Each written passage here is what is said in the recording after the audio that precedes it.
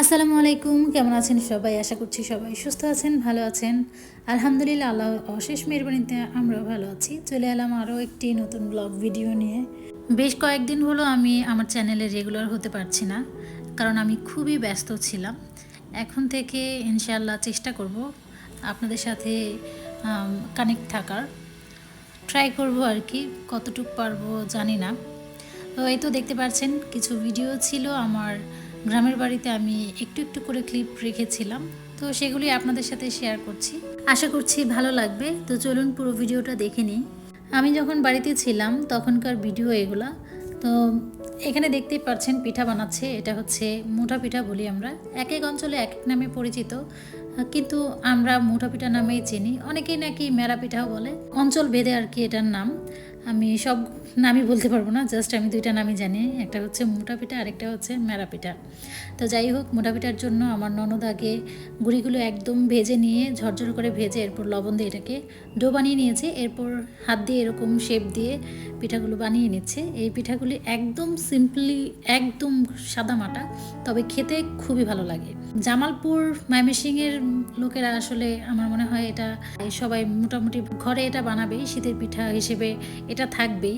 এখানে হচ্ছে এক ধাপ বানানোর পরে এই ফাঁকাগুলি একদম মাটির, এই যে হাঁড়িটা দেখতে পাচ্ছেন, মাটির হাঁড়িতে এইভাবে ফাঁকাগুলি বাদ দিয়ে দিয়ে এরপর পিঠাগুলি দিয়ে দিল। সবগুলো পিঠা একবারে দেওয়া যাবে না, একবারে দিলে কি হবে, পুরোটা একটা আরেকটার সাথে লেগে যাবে। পরে যখন নামানো হবে তখন এটা একটা আরেকটার সাথে লেগে লেগে থাকবে, খেতে ভালো লাগবে না। আর দেখতেই পাচ্ছেন এখানে দ্বিতীয় ধাপে দিয়ে দিচ্ছে। তো এগুলো সবগুলো বানিয়ে এরপর আমরা হচ্ছে এক নিমিষেই সবাই মিলে শেষ করে ফেলেছিলাম। বাচ্চা কাচ্চা, যেহেতু আমার দুই ননদ, আমার বাচ্চা কাচ্চা, ওদের বাচ্চা কাচ্চা, আর আমার ছোট ননদের তো ছোট্ট একটা বেবি হয়েছে। আপনাদের সাথে তো শেয়ারই করেছি, এরপর থেকে আমি আর কোনো কিছু শেয়ার করতে পারি নাই। এখন থেকে ভাবছি রেগুলার হওয়ার চেষ্টা করব। রেগুলার বলতে প্রতিদিন না দিতে পারি ভিডিও, মানে একদিন দুই দিন পর পর হলেও একটা করে ভিডিও শেয়ার করার চেষ্টা করব।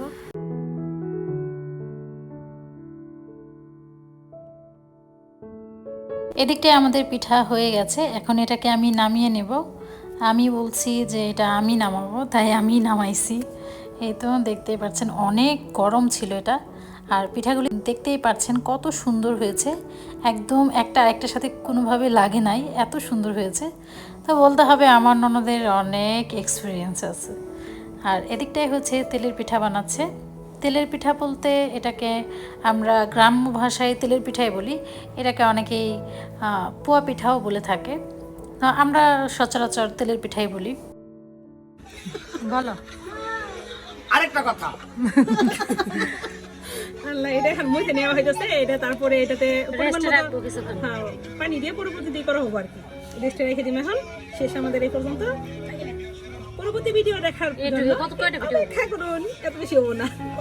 সবটি ময়দা দিয়ে দেওয়া হয়েছে না, গুঁড়া গুঁড়া সবখানে না।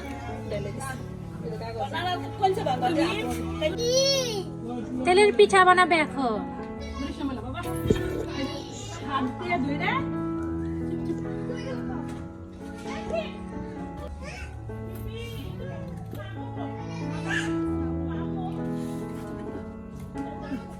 এখন তেল গরম হতে হবে। ও কাকি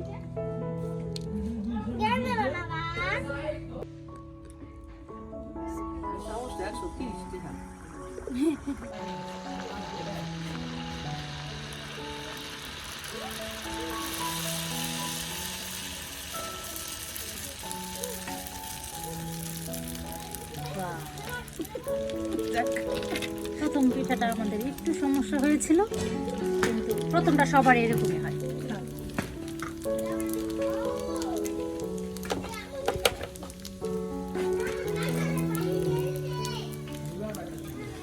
সুন্দর